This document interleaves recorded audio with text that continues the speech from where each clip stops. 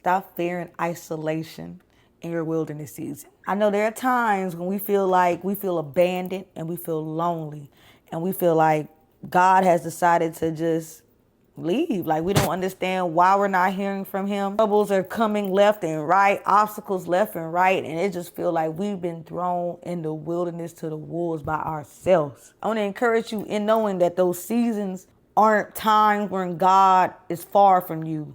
If anything, he's very close to us in the wilderness seasons. And a lot of times he puts us in the wilderness because it's time for us to level up. He wants change out of us. He wants to bring us to the next thing, but he can't do that unless we're refined, we're pruned, and we're ready for our next step.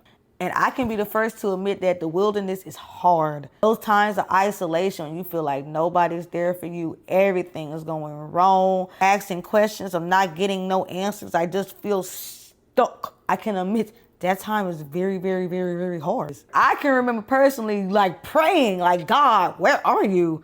Like, now you said, asking we shall receive, and I'm asking and I haven't heard nothing from you. I haven't seen you. You have not came to me. What I realized and what I learned, what the Lord taught me was the Lord can't put you into that next chapter and to that next step of your life unless you're ready. You have to think about it. In Matthew, Jesus went in the wilderness before his ministry too for 40 days. 40 days he fasted in the wilderness so that the Lord could work on his heart and work on him. So that just lets you know, like, that season wasn't, the God didn't send that season to destroy Jesus. He didn't send him into the wilderness to destroy him, but he sent him into the wilderness so that he could become closer with his son, with his child. When the Lord's sending you into the wilderness, it's not because he wants to isolate you. It's not because he wants you lonely. It's not because he wants you stuck.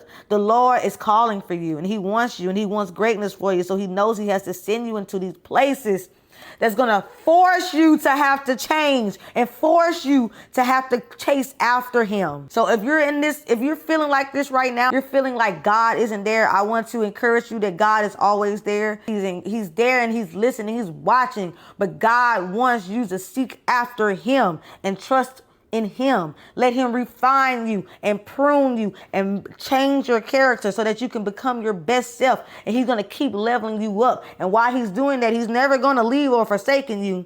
He's never going to turn his back on you. You have to be okay with waiting and sitting in isolation, knowing that God is not leaving you. He hasn't left you, but he's preparing you for greatness. He's positioning you for your purpose, but you have to be pruned and refined before he can take you there. So even when it feels silent, just know God is working behind the scenes. He's always working.